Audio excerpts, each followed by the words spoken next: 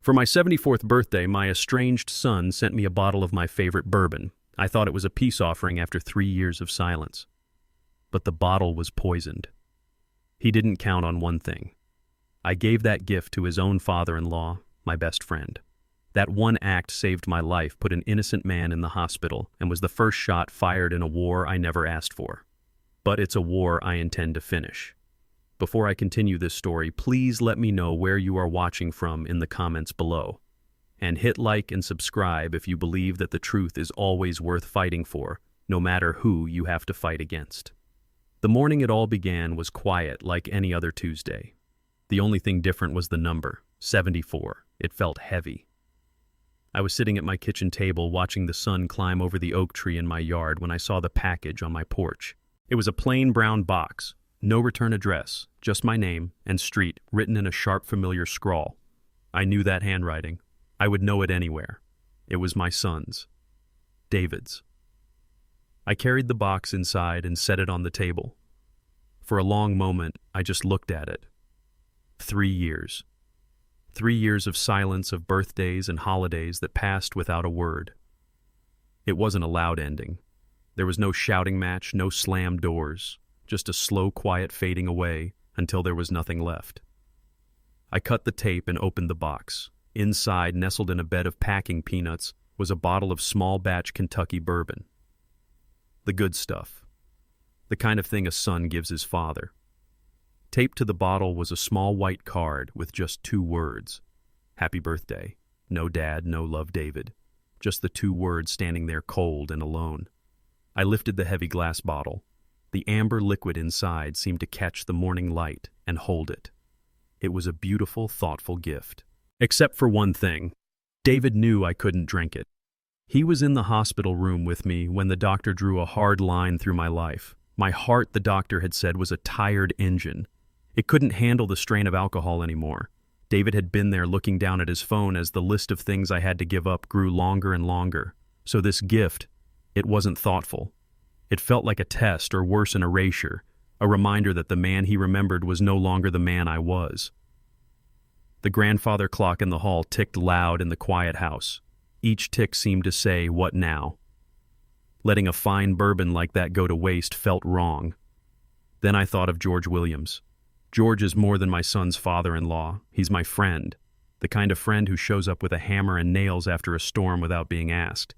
He's a good man, a man who knows how to appreciate a good story and a good drink. He would give this bourbon the respect it deserved. That felt right. Better than letting it sit on my shelf as a monument to all the things I had lost. Later that afternoon, I buckled the bottle into the passenger seat of my old truck. It was a strange habit, I know, but the thought of it rolling around on the floor made me uneasy. I drove over to George's place on the other side of town. He opened the door before I could even knock, a wide, honest smile spreading across his face. "James, good to see you." "What's all this?" he asked, his eyes landing on the bottle in my hands. "A birthday gift," I said, offering it to him. "From David." George's eyebrows shot up in surprise. He took the bottle carefully, turning it over to read the label. "Well, I'll be," he said, letting out a low whistle. "This is the good stuff, the real good stuff. I figured you'd get more enjoyment out of it than I would," I told him. He clapped me on the shoulder, his grin widening. "Don't mind if I do. Thank you, James. This means a lot." Watching his genuine happiness, I felt a sense of relief. The weight of the bottle and all the unspoken things it represented was finally gone. I had passed it on. I had done the right thing. That night the phone rang as I was washing the last of my dinner dishes. I saw David's name on the caller ID and my stomach tightened. I let it ring a few times before answering. His voice was casual, too casual, as if we spoke every week. "Dad, happy birthday," he said. It sounded like an afterthought. "You get my gift I did, son," I said, leaning against the counter. "It's a fine bottle. You try it yet?" There was an edge to his voice, an eagerness that felt out of place. It made me uneasy. "No," I said slowly. I passed it along to George. Figured he'd get more use out of it. The line went silent. It wasn't a bad connection. It was a dead, heavy silence that stretched for a few long seconds. I could almost hear him thinking, processing. When he finally spoke, his voice had changed. It was flat cold and stripped of any pretense of warmth. "You gave it to George. It wasn't a question. It was an accusation." "That's right," I said. I heard him take a sharp breath, then a slow, controlled exhale. The sound sent a shiver down my spine. Then without another word, the line went dead. I stood there in my quiet kitchen holding the phone, a cold dread seeping into my bones. That silence, that tone in his voice. It wasn't just disappointment. It was something darker. Something was wrong. Terribly wrong. The next morning, my world broke apart. The phone rang just after 9. It was Mary George's wife. I could hear the panic in her voice before she even said a word. "James," she cried, her voice cracking. "It's George. You have to come to the hospital. He collapsed this morning." The coffee cup I was holding slipped from my fingers, shattering on the linoleum floor. My mind went white with shock, then a single horrifying image burned its way through. "The bourbon bottle, what happened?" "Mary," I asked, my voice barely a whisper. "The doctors, they don't know," she sobbed. "They said it looks like some kind of poisoning." Poisoning. The word echoed in the sudden silence of my kitchen. "He was fine last night," Mary continued, her voice breaking. "We sat on the porch. We had a drink. From that beautiful bottle you brought over. He loved it. And this morning he couldn't even stand up. I couldn't breathe." I sank into a chair, the shattered pieces of the coffee cup at my feet. It all clicked into place with a horrifying clarity. The gift I couldn't drink. David's cold fury on the phone. The heavy silence. It wasn't a thoughtless gift. It wasn't a mistake. It was a weapon. And I had handed it to my best friend. After I hung up, I moved through my house like a ghost. I walked to the kitchen trash can, the one I had just put a new bag in yesterday morning. My hand trembled as I lifted the lid and looked inside. My heart stopped. There, lying on top of a crumpled napkin, was something that did not belong. A small, clear plastic vial, the kind that might hold vitamins. It had no label, but I could see a faint trace of white powder clinging to the inside. I had never seen it before in my life. I knew with a certainty that felt like ice in my veins that I had not thrown it away. My mind raced. I remembered. Before I'd taken the bottle to George's, I had poured a tiny amount, maybe an ounce, into a small, clean mason jar. It was an old habit from my drinking days just to admire the color. I'd forgotten all about it. I rushed to the refrigerator and found it sitting in the back behind the milk. I took it out and set it on the counter next to the vial I'd pulled from the trash. The two objects sat there under the bright kitchen light, one representing a friendship, the other a betrayal so deep it had no name. I knew I couldn't go to the police yet, not like this. I needed more than a feeling. I needed proof. I thought of my old friend Larry. We'd served together a lifetime ago. He ran a small private lab now. He was a man I could trust. I picked up the phone, my fingers fumbling with the numbers. My voice was low and steady when he answered. "Larry," I said, "it's James. I need a favor. I need you to test something for me, and it needs to be quiet." There was a short pause. "What is it, James Bourbon?" I said. My eyes fixed on the vial. And maybe something else. He didn't ask questions. He was that kind of friend. He just told me to come by his lab after it closed. As I hung up, I knew my life had been split in two. There was the life I had lived before that bottle arrived on my porch, and the life that was beginning now. A life where I had to find out if my own son had tried to kill me. I held the phone to my ear and waited. The silence on the other end of the line felt heavier than any words could. The clock on the wall ticked each second, a slow hammer blow against the quiet. I could hear Larry breathing a long, slow exhale before he finally spoke. His voice was low, stripped of its usual warmth. "James," he said, "you sitting down?" I eased myself into a kitchen chair, my hand gripping the edge of the table. "I'm sitting, Larry. Talk to me." He didn't waste any more time. I ran the tests twice. The first time I thought my equipment was contaminated. It wasn't. He paused again, and I knew the next words would change everything. "There's white snake root extract in that bourbon. A significant amount. Enough to stop a man's heart if he's got a pre-existing condition." The room went cold. White snake root. I'd heard of it. An old poison, something from stories you tell to scare children. But this wasn't a story. "You said George has a pacemaker," Larry continued, his voice grim. "And you have your heart condition. James, this wasn't an accident. The levels are too precise. This was calculated. Whoever did this knew exactly what they were doing. They knew who they were targeting." The phone felt slick in my hand. My own son. My David. He knew about my heart. He knew I couldn't drink. He had sent me a bottle of my favorite bourbon, laced with a poison specifically chosen to exploit my weakness. The gift wasn't a mistake. It wasn't just careless. It was a weapon. And I had unknowingly handed that weapon to my best friend. The cold knot in my stomach turned to ice. This was a depth of betrayal I couldn't have imagined. It was one thing to be ignored, to be cut out of a life. It was another thing entirely to be marked for death. George wasn't the target. I was. He was just the man who stepped in front of the bullet. A wave of nausea washed over me, followed by something else. A cold, hard clarity.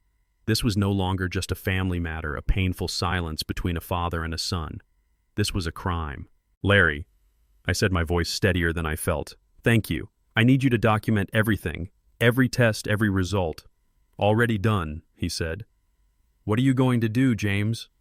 I looked around my quiet kitchen at the photos on the fridge of a smiling boy who no longer existed.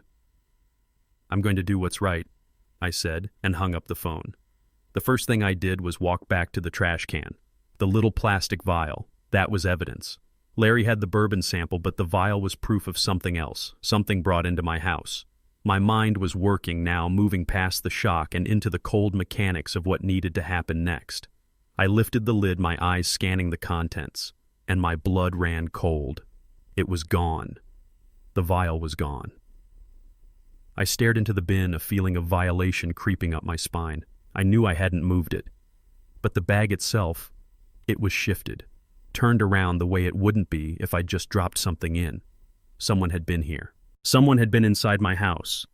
I moved through the rooms, my heart pounding a slow, heavy rhythm. The back door was locked.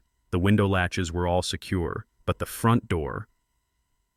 I ran my fingers over the strike plate on the frame, and there it was, a tiny, fresh scratch in the metal right where the bolt slides in. A mark you'd only see if you knew what to look for, the kind of mark a key makes when it's not the original, when it's a copy that doesn't fit quite perfectly, and I knew who had a key. Years ago, after his mother passed, I'd given David a key to the house. He never gave it back. I never thought to ask for it. The idea that he had used that key, had walked into my home while I was out, had sifted through my trash to remove a piece of evidence. It was a new layer of violation. He wasn't just trying to kill me. He was trying to get away with it, methodically. I walked to the den and pulled a yellow legal pad from the desk drawer. The anger was there, a hot coal in my chest, but I pushed it down. Panic was a luxury I couldn't afford. I needed to be calm. I needed to be clear. I drew a line down the center of the page. On the left side, I wrote what I know. On the right, what I can prove. Under the first column, I wrote, David sent the bourbon. He knew about my heart condition.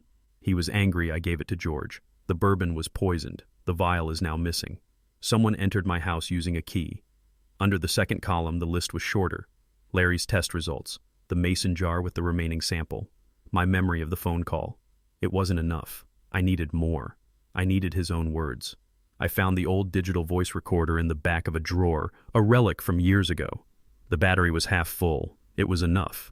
I slid it into the inside pocket of my jacket, the slight weight of it, a cold comfort against my chest. Driving to David's neighborhood felt like crossing into enemy territory. His house sat in a row of identical homes with perfectly manicured lawns, a picture of suburban peace that felt like a lie.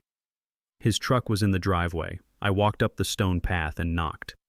He opened the door, and for a split second, I saw genuine surprise on his face, quickly replaced by a calculated mask of warmth. Dad, he said, as if my showing up unannounced was the most natural thing in the world. This is a surprise. Is it? I said, stepping past him into the house. The air inside smelled of lemon polish and nothing else. It was sterile, everything arranged at perfect right angles. He closed the door behind me. I heard about George, he said, his voice dripping with false concern. It's terrible. Simone is with him now. The doctors think it might be a virus. Is that what they think? I kept my tone flat, emotionless. I wouldn't give him the satisfaction of my anger. He shrugged, avoiding my eyes. That's what they're saying. My gaze drifted to his kitchen. On the counter, 3 expensive bottles of bourbon stood in a neat line. None of them were open. He was watching me. I turned back to him. George liked the bourbon, I said, my voice quiet. He said his favorite pour was the one from the middle shelf of my fridge, the single malt. I was lying. I'd never specified a brand to him. I was fishing. He blinked. Just once, but it was slower than a natural reflex. It was the blink of a man whose brain was catching up to a mistake. He recovered quickly, forcing a small laugh. Yeah, well, he has good taste. Funny thing is, I said, feeling the recorder against my chest, a steady, silent witness. I never told you where in the fridge I stored it. The mask slipped. For the smallest fraction of a second, his face went blank the way an animal freezes when it hears a twig snap in the woods. Then the practiced smile returned. You must have, he said, shaking his head. You get chatty when you're sentimental, Dad. I didn't, I said, holding his gaze. The silence stretched between us thick and suffocating. The hum of his stainless steel refrigerator was the only sound. A car passed by on the street outside. The digital clock on the microwave clicked from 12:09 to 12:10. He finally broke eye contact, reaching for a dish towel and beginning to dry a glass that was already bone dry. You always overthink things, he said, his voice tight. You always have to find a problem where there isn't one. I took a step closer. I'm going to ask you one more question, David, I said. And I'm going to let the silence after it tell me the answer. He looked up, his eyes hard. Did you tamper with that whiskey? The silence that followed was alive. It filled the sterile kitchen, pushing against the walls. He just stared at me, his jaw set. He didn't speak. He didn't have to. Goodbye, David, I said, and turned to leave. Dad. He said, his voice a low warning. I stopped at the door, but didn't turn back. You keep accusing me of things you're going to push me away for good. I'm not accusing, I said to the door. I'm collecting. I walked out into the bright afternoon sun, got into my truck, and pressed the stop button on the recorder. My hands were steady, but my world had been shaken to its core. I didn't drive home. I drove to a quiet corner of a grocery store parking lot, pulled out my phone, and dialed a number I now knew I should have called sooner. When a man's voice answered, I said, My name is James. I need to speak with a detective. I believe my son tried to kill me. After the call with Larry, the shock in my veins cooled and hardened into something else. Purpose. The bourbon sample was one thing, scientific and sealed, but that little plastic vial I'd found in the trash, that was different. That was the piece that didn't belong, the physical proof that something had been brought into my house. That vial connected the poison to my home, to me. It was the linchpin. I walked back to the kitchen, my steps measured. The anger, the grief. I packed it all down. There would be time for that later. Right now, I needed to think like a man building a case, and that vial was my cornerstone. I lifted the lid of the trash can, my eyes scanning for the small, clear object. And my heart stopped. It was gone. I stared into the bin, a deep primal sense of violation washing over me. It wasn't just missing. I could tell the bag had been disturbed. The contents were shifted. A crumpled paper towel that had been on the right was now on the left. Someone had been in here. Someone had sifted through my trash looking for that specific item. Someone had been inside my house. The quiet of my home suddenly felt menacing. Every shadow seemed to stretch. Every creak of the old floorboards sounded like a footstep. I moved through the rooms, a cold dread creeping up my spine. The back door was bolted just as I'd left it. The window latches were all secure. I ran a hand along the frames, checking for any sign of forced entry, any splintered wood or pry marks. Nothing. Then I came to the front door. I looked at the deadbolt, solid and familiar.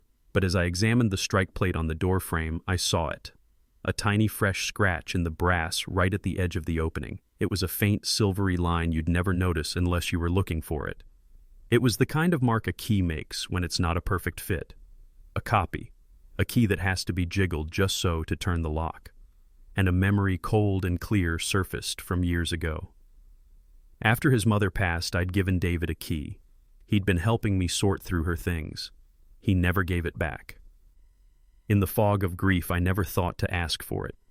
He had used that key. He had used the trust it represented to walk into my home, his childhood home, and steal a piece of evidence that could expose him. The betrayal was so profound, so complete, it almost took my breath away. He hadn't just tried to kill me. He was actively, methodically trying to get away with it. But panic is loud, and I needed to be quiet. I walked to my den, the room where I used to help him with his homework. I sat down at the old wooden desk and pulled out a fresh yellow legal pad. My hands were perfectly steady. The shock had burned away, leaving behind a cold, hard resolve. I drew a single straight line down the center of the page. At the top of the left column, I wrote in block letters, "What I know." At the top of the right, "What I can prove." Under the first column, the list grew quickly. David sent the poisoned bourbon. He knew about my heart. He was angry I gave it to George. The vial of powder was in my trash. Now it's gone. Someone entered my house using a key. David has a key. The list in the second column was dangerously short. Larry's lab report on the bourbon, the sample I still had, my own testimony. It wasn't enough. A good lawyer would tear that apart, paint me as a grieving, confused old man. I needed more. I needed something that couldn't be explained away. I needed David's own words, and I knew I had to be the one to get them. The list on the yellow legal pad was a map of my own private hell. The column of things I knew was long and heavy. The column of things I could prove was dangerously short. It was my word, the word of an old man against my son's. A good lawyer would call me bitter, confused, maybe even senile. They would create doubt, and doubt is all a lie needs to survive. I needed more.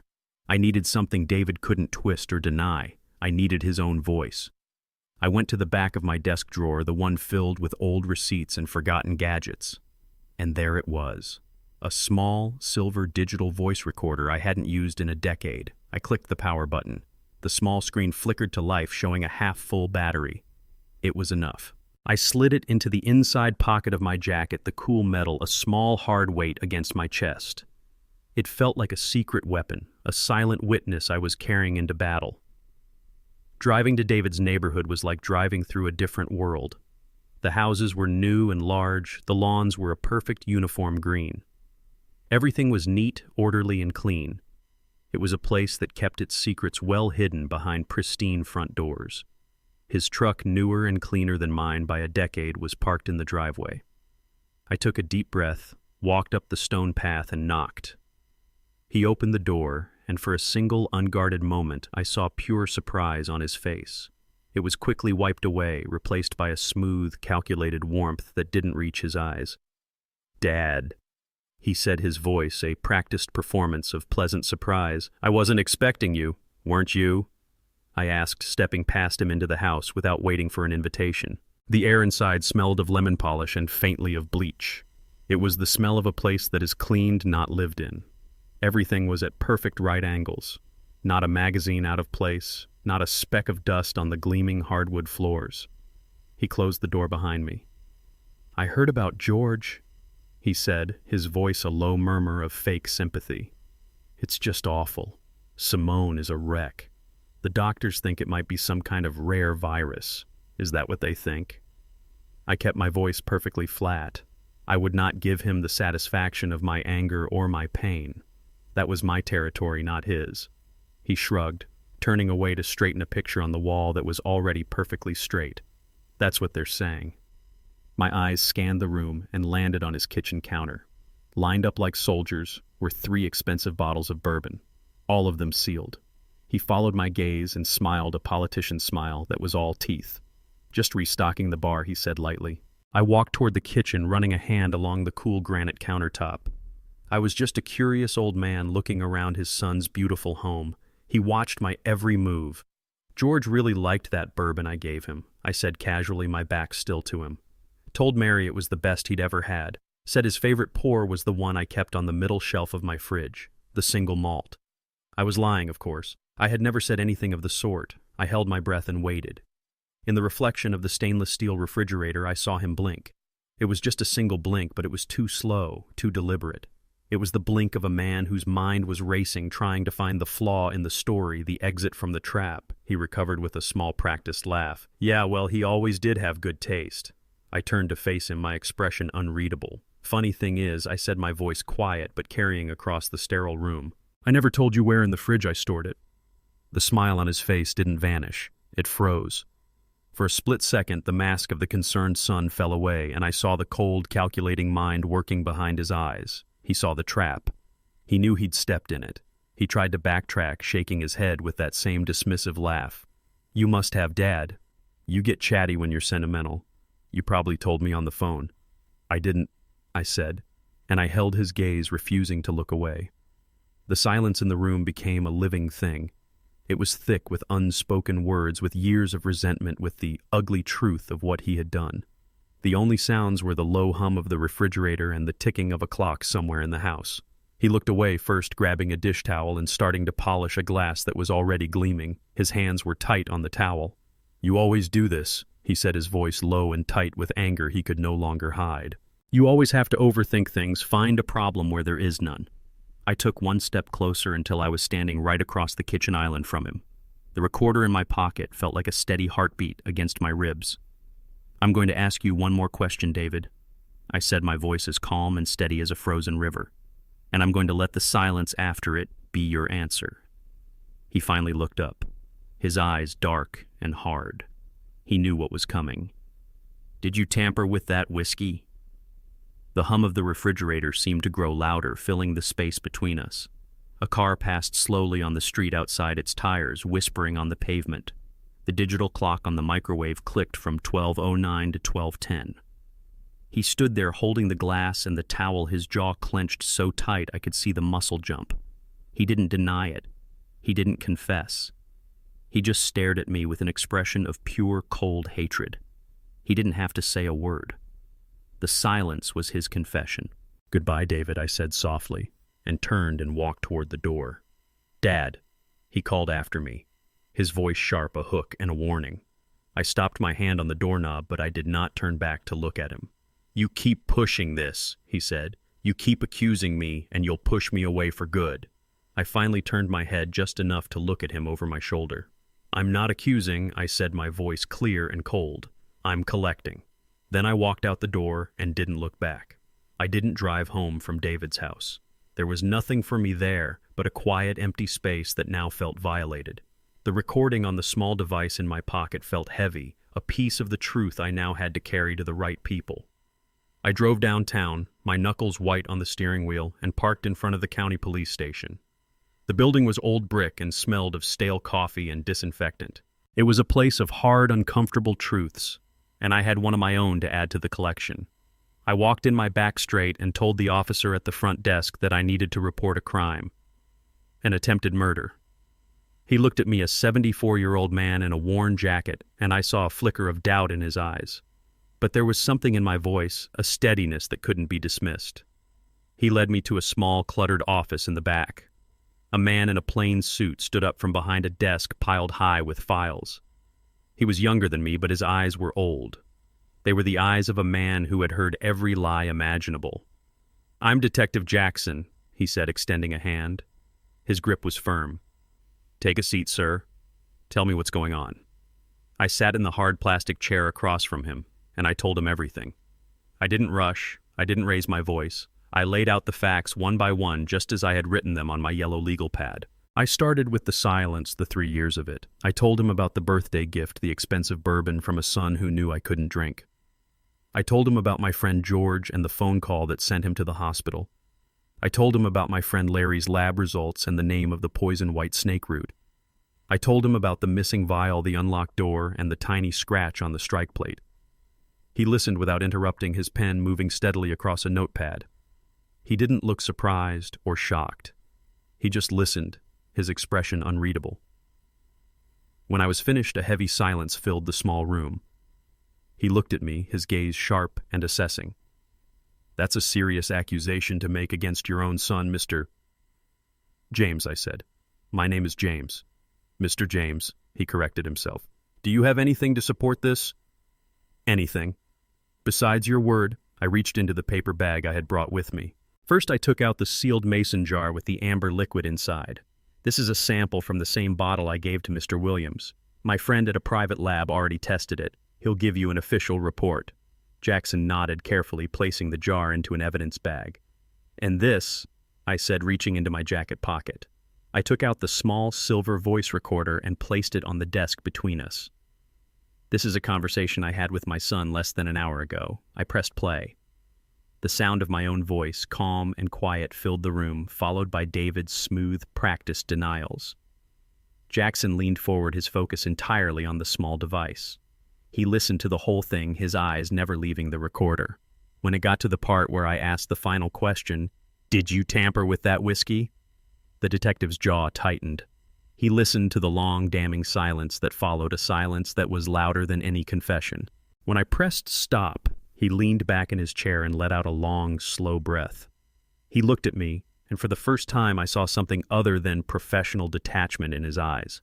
I saw that he believed me. "We'll send the sample to the state lab for confirmation," he said, his voice now carrying a new weight of authority. "We'll log this recording as evidence.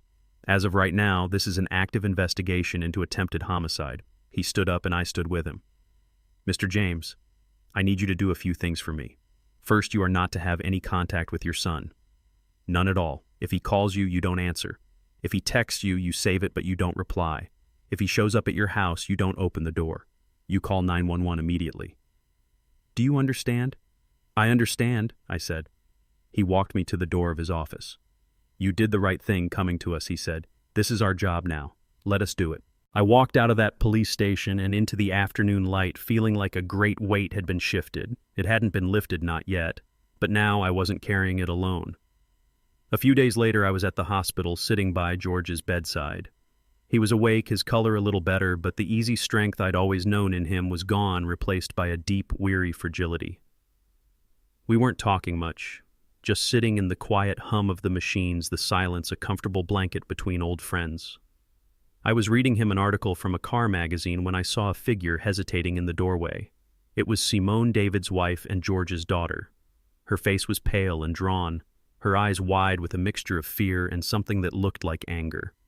She looked like a person who hadn't slept in days. I stood up as she walked into the room.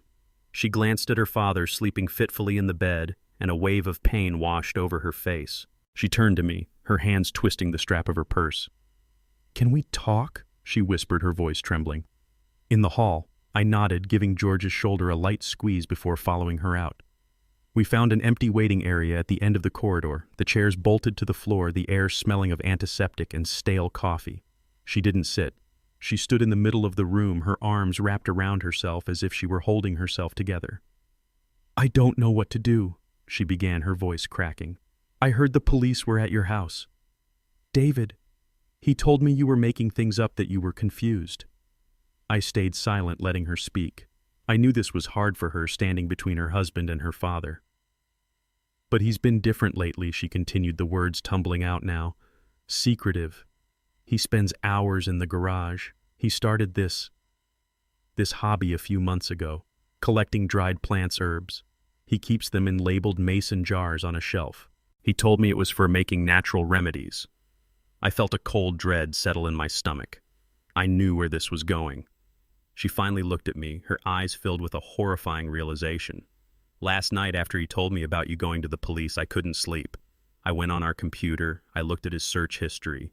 She took a ragged breath. He'd been looking up things. Dosage levels, how to extract compounds from plants, and I saw the name. She choked on the words. White snake root. He searched for it over and over again. There it was. The final piece of the puzzle, the one that connected David directly to the poison. She started to cry, then silent, heartbroken tears. "My own father," she whispered. "He tried to kill my father. He was trying to kill me, Simone," I said gently. "Your father. He was just in the way." The words were harsh, but they were the truth, and I think she needed to hear it. The lie she'd been living was over. She looked at me, her expression hardening from grief into a fierce, protective anger. The love for her father was stronger than the loyalty to her husband. I knew in that moment that I had an ally. "Detective Jackson needs to hear this," I said quietly. "Every word of it. The jars in the garage, the search history. It's important." She wiped her eyes with the back of her hand, her chin set with a new resolve. "I know," she said, her voice stronger now. "I already called him. I left a message. I'll tell him everything." In the sterile, quiet hallway of that hospital, a terrible but necessary alliance was formed. She was no longer just my daughter-in-law. She was a witness, and her testimony would be the nail in her own husband's coffin. We both knew it, and we both knew there was no turning back. The conversation with Simone was a turning point. It was no longer just my word against his. Now the police had a witness who could place the poison, the motive, and the man in the same garage. I knew Detective Jackson would be moving forward, and I knew David would find out. I just didn't know how he would react. The answer came 2 days later. My phone buzzed on the kitchen table. An unknown number. I let it go to voicemail. A moment later, a message appeared. I waited, then pressed play. "Dad, it's me." It was David's voice, but it was different. It was tight-strained, like a wire pulled taut. "We need to talk.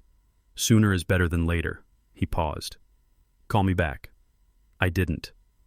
I wrote down the time and the exact words on a fresh index card for my file. I was a collector now, and this was another specimen. The next day, another text arrived from the same number. "You're making a mess of this. You went to the cops. That's not smart. We could have handled this." Handled what, I wondered. The poisoning of an innocent man. My murder. I copied the text word for word and sent it to Detective Jackson. His reply was immediate. "Keep documenting. Do not engage." The real escalation came on a Thursday afternoon.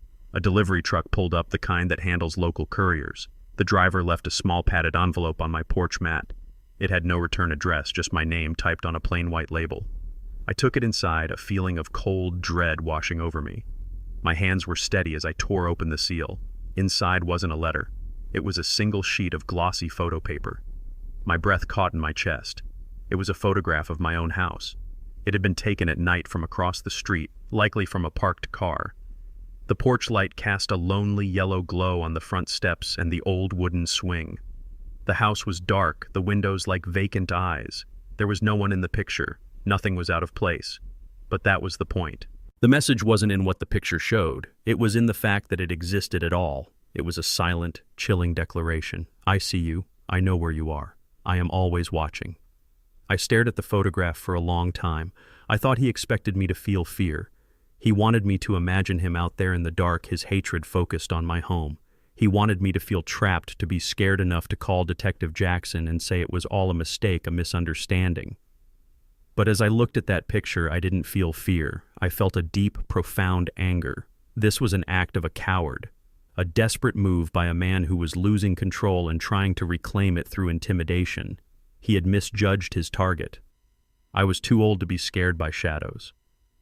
I laid the photograph on my kitchen table. I took out my phone, and with the calm precision of a crime scene photographer, I took pictures of the envelope, the label, and the photograph itself from several angles.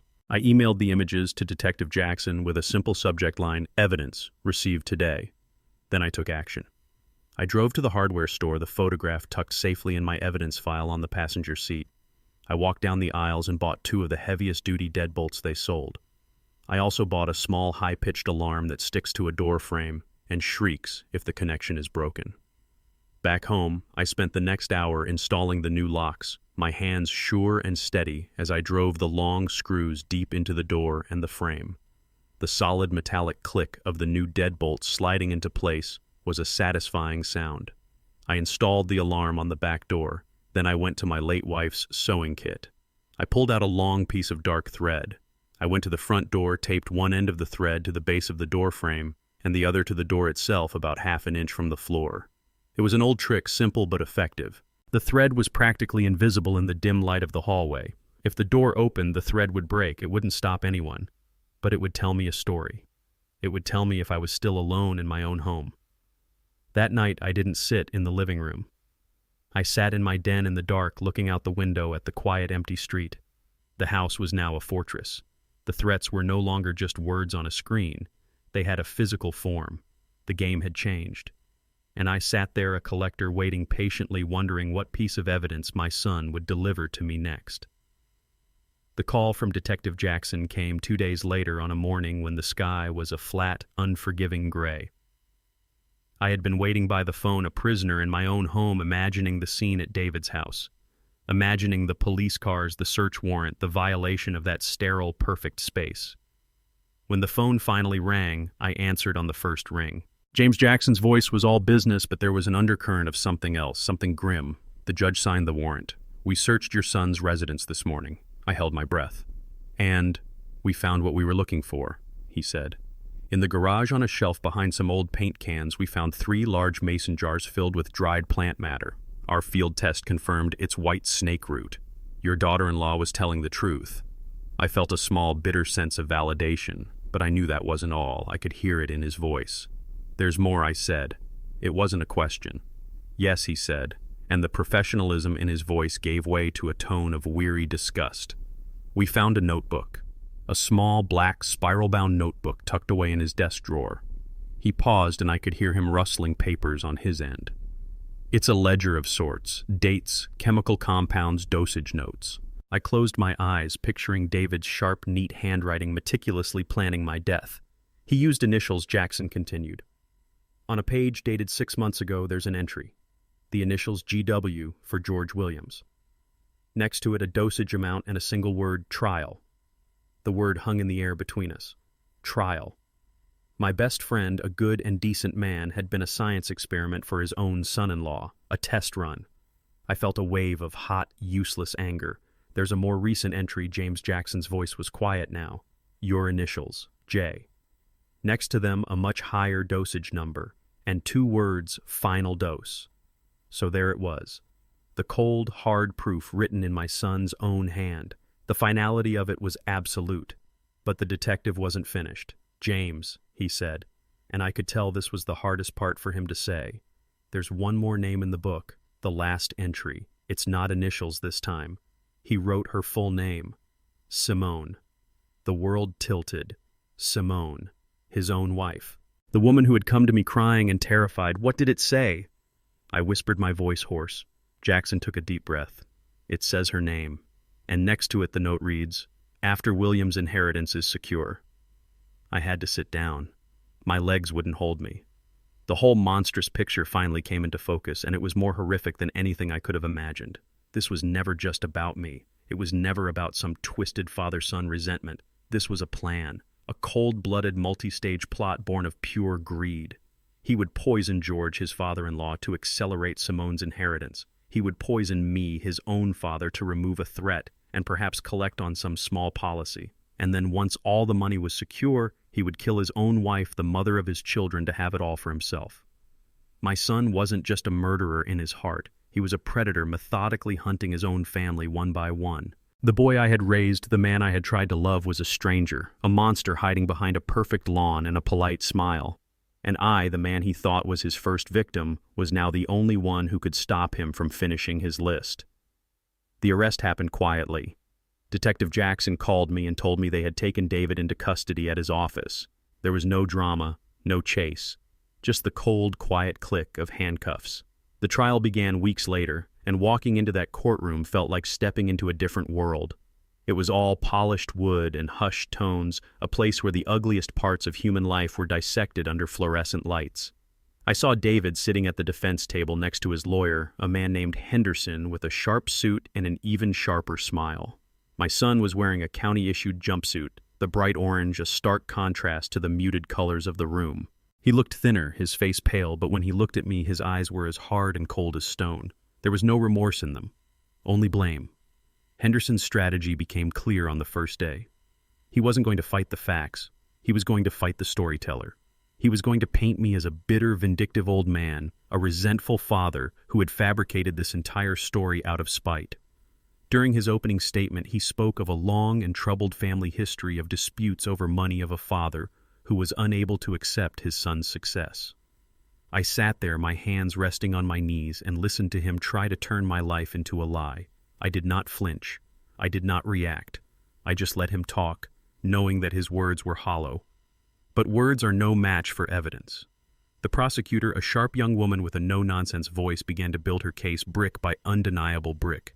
She presented the state lab's report on the bourbon confirming the presence of white snake root. She played the recording of my conversation with David, and the entire courtroom listened to that long, damning silence after I asked him if he'd tampered with the whiskey. She put Simone on the stand. My daughter-in-law walked to the witness box, her face a mask of grief.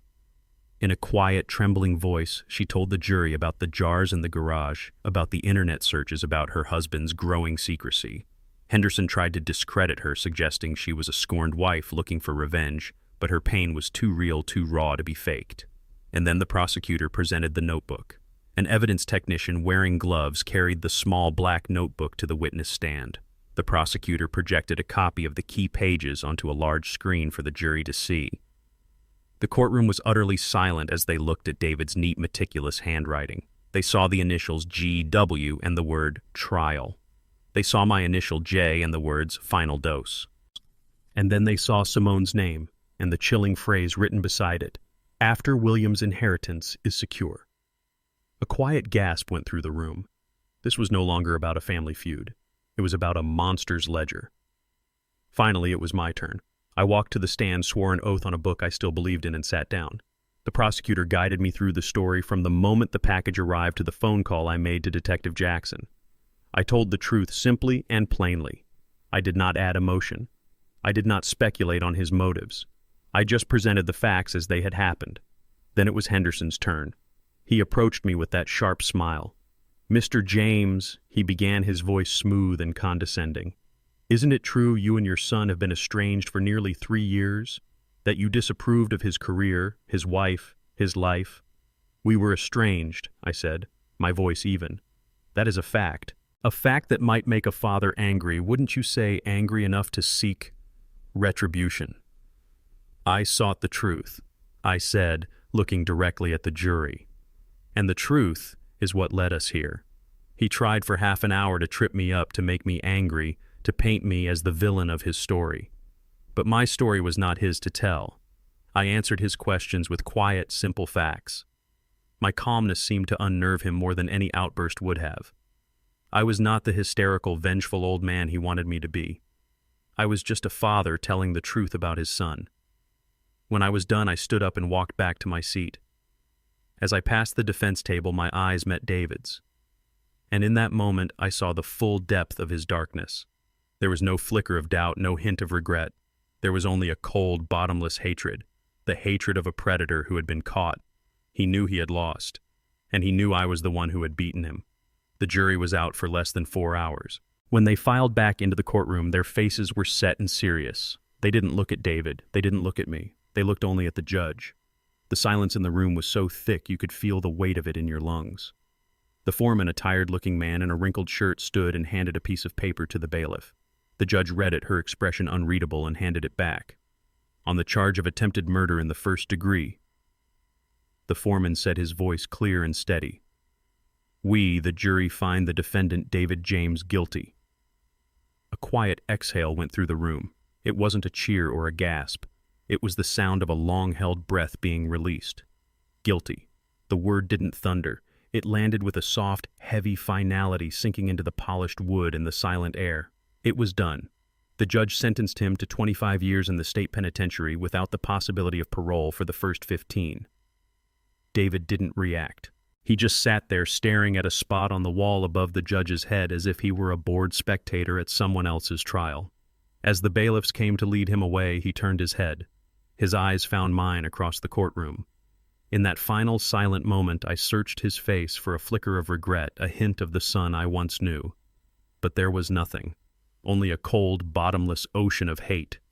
He looked at me as if I were a stranger who had wronged him, not the father he had tried to kill. Then he was gone.